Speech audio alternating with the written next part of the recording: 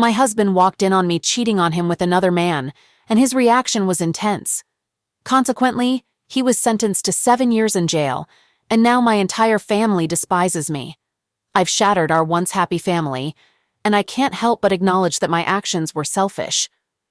I repeat this self-condemnation almost every night as I sit in the silence of my empty home. My children are not with me, and understandably, my ex-husband harbors deep resentment towards me.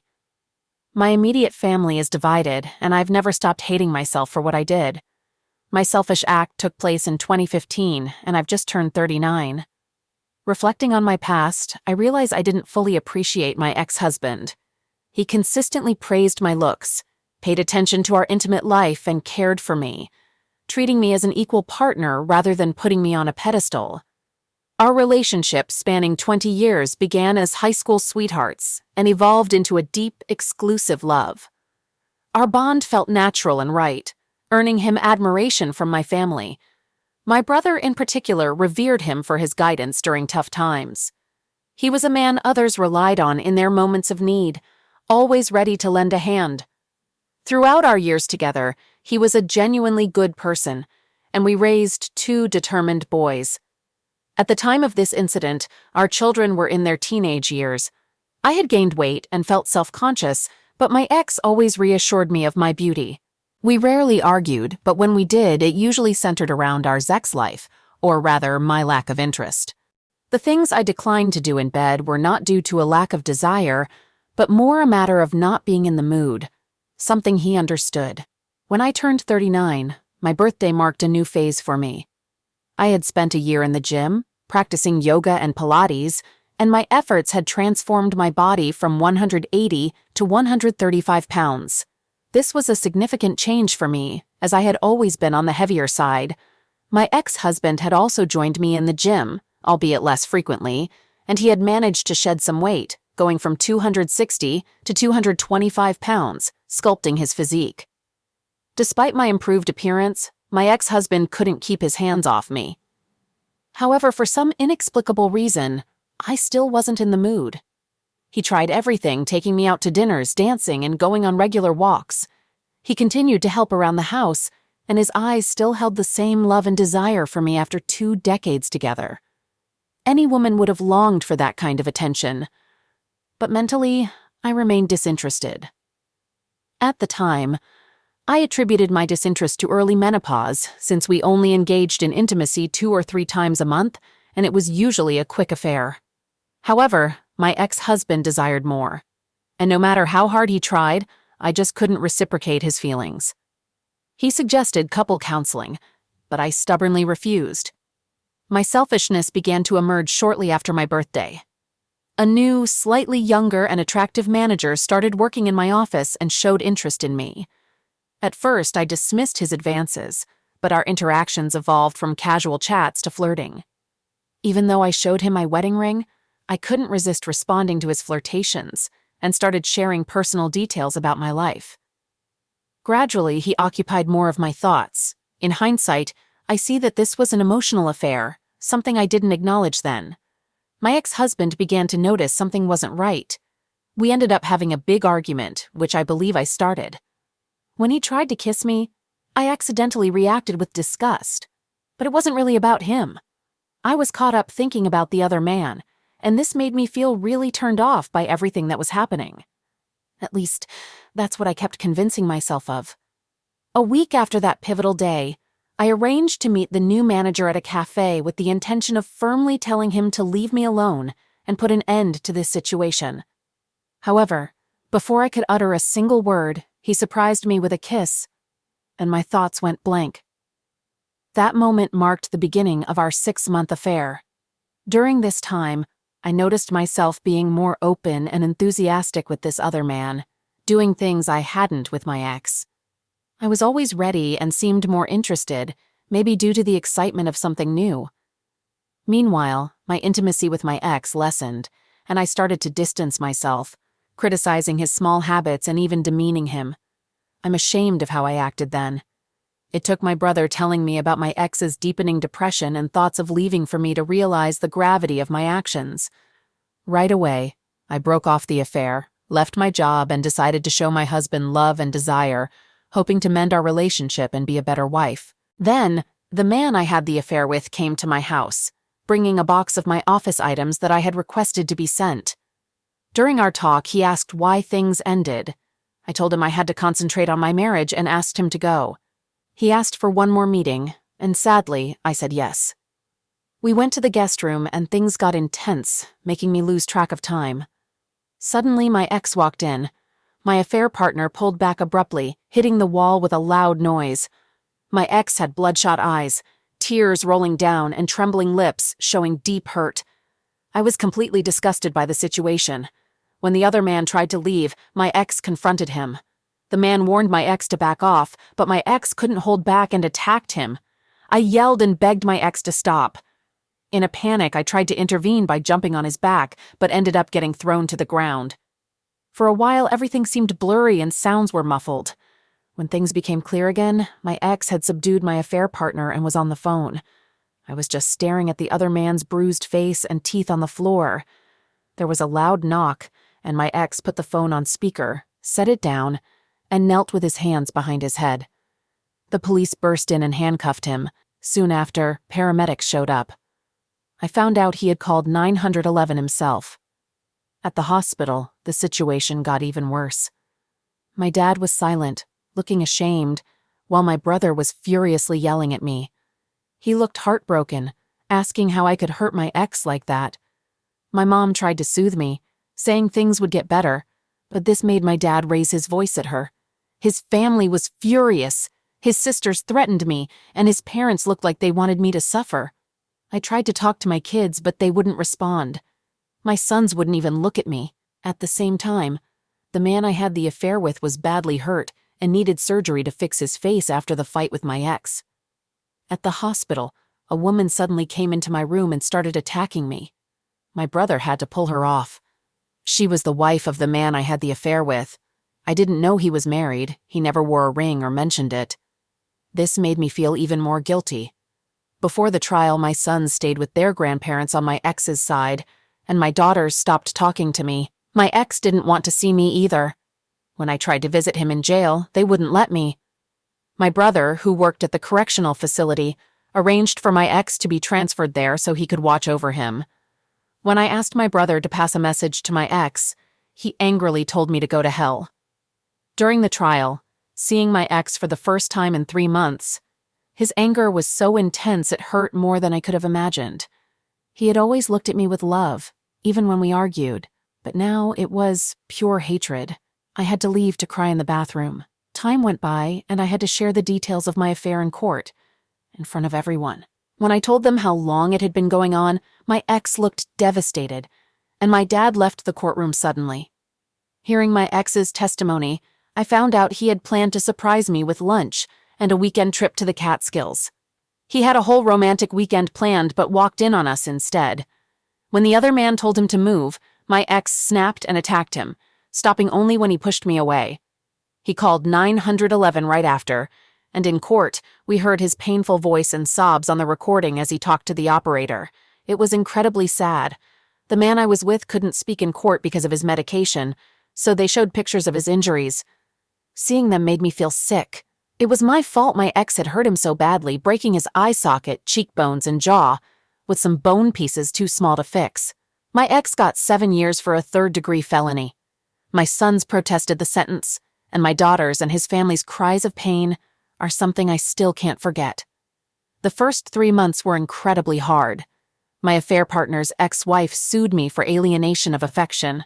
My ex filed for divorce, my oldest son moved out, my other son stayed in his room all the time, and my twins were really acting out. My ex's sisters confronted me in a store, and his mom spat at me when I tried to apologize. My dad and brother wouldn't talk to me, and even my childhood friends were split on the issue. I had to find a new job because we had no money coming in and our savings were almost gone. But I was pretty much blacklisted in my field because of all the bad press at the accounting firm, so I started working in retail and got a seasonal job at H&R Block. During tax season, I almost lost our house. My ex wouldn't let me visit him, and he sent back all the letters I wrote without opening them. I ended up crying in the shower almost every day. My parents' marriage suffered because my mom kept defending me, and my brother acted like I didn't exist. The guilt was crushing, and I started thinking about just disappearing and leaving everything behind. After some time, I decided to see a therapist, who told me I had become too laid back with my ex. She said I saw him more as a friend with benefits than a husband, and she was right. I was too comfortable with him. To me, he was a companion, but he still viewed me as his wife, the mother of his children, and the woman he loved. I had definitely taken him for granted. A whole year passed, a year where my children didn't talk to me. Whenever I made dinner, they would just take their food to their rooms, not even looking at me. I broke down several times, begging them to talk to me, but they stayed quiet. My brother got married, and I wasn't invited, although my kids were. I kept trying to visit my ex, hoping he would let me see him, but I was always turned away, and he never opened my letters. Deep down, I knew I deserved the depression that had taken over me. Suddenly, my brother showed up one day, the first time I'd seen him since the trial. I was happy to see him, but he wasn't there to make up. He came to scold me. He told me that my ex had been injured in the prison infirmary after trying to fight off another prisoner who tried to be intimate with him. My ex got injured in the stomach, and the other inmate ended up with a broken spine. My brother blamed me for what happened and left angrily in his truck. I cried for days because he was right. It was my fault. I tried to visit my ex in the infirmary, but they wouldn't let me for another 4 years. I kept writing letters, but they were all sent back.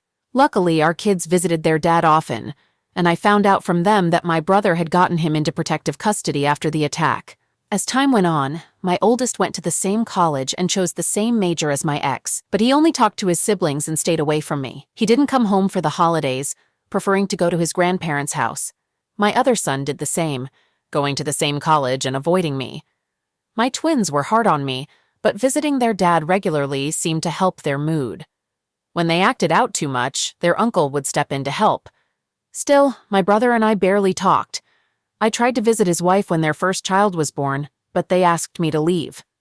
My mom kept me updated on their lives, while my dad continued to act like I didn't exist. Then, in early May this year, my kids came home for 4 months. I didn't know why, but I was just happy they were there. I tried to show how sorry I was, even though they mostly ignored me. Gradually, they started talking to me again. It was great to catch up with them and hear about their lives. My oldest was in a relationship for over a year, my second son was on the college track team, and my daughters were talking to me again. Seeing the pain I caused them made me feel even more guilty. Watching them smile, joke around, and have dinner together made me yearn for what we lost. As August drew to a close, I eagerly anticipated my twins' first day of their senior year, which coincided with their 18th birthday. I shared my enthusiasm for their birthday celebration and outlined my plans. Surprisingly, my girls requested to celebrate it on a different day without hesitation. Their request left me bewildered because I thought we were making progress in rebuilding our relationship. When I inquired about their reasoning, one of them responded, "Because Dad is throwing us a party and I don't want you near him." This statement caught me off guard, and I sought clarification on when their father had been released. They informed me that he had been released at the end of April due to good behavior. Tears welled up in my eyes upon hearing this news, and it shattered me further. Their increased presence in the house was a result of his return. Their happiness and contentment stemmed from having their father back in their lives, not from the progress we were making in healing. They had him back. I asked about his living arrangements, and they disclosed that he was residing with my brother. I attempted to contact my brother, desperate for a conversation, but he refused. I made an effort to visit, clutching the letters that had been returned over the years, and caught a glimpse of him briefly through the partially open door. I called out his name, but my brother requested that I leave. I handed him the letters and departed. As I reached the driveway, I heard his voice. I turned around and he was approaching me. Tears streamed down my face and I moved to embrace him. He returned my letters, uttering coldly, "You forgot this." And I wept as I watched him walk away. I begged and pleaded for him to talk to me, but he simply retreated into the house. My children stood by the door, gazing at me with an absence of affection in their eyes. In that moment, I realized that my children were merely tolerating my presence. Nevertheless, I maintained a fervent desire to mend our fractured bonds. I yearned to confess my selfishness, express how much I had missed him, and convey my profound remorse for dismantling what we once shared. So I continued to navigate my daily life, hoping for an opportunity to make amends.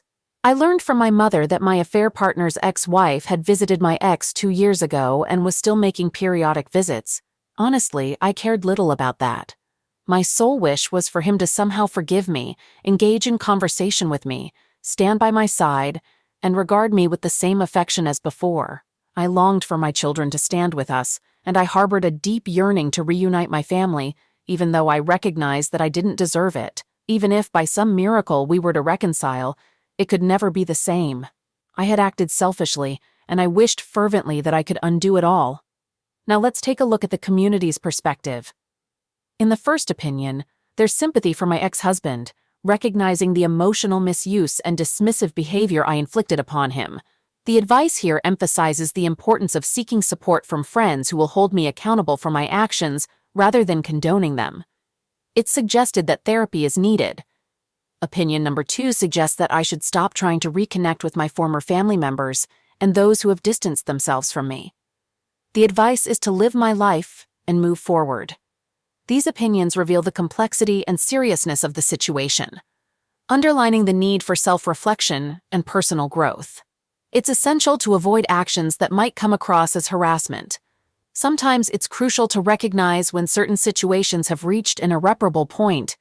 In opinion number 3, it's acknowledged that my children have cut off contact, possibly because my twins are still underage and living with me. The gravity of the situation, where my family essentially lost their father and my ex lost years of his life in a hostile environment, is recognized. This opinion sees my letters and apologies as ineffective and advises me to respect my ex's choice, focusing on my own mental health and my relationship with my children. The idea of returning to the way things were is deemed unrealistic, and it's recommended to be realistic about the future of my relationship with my ex.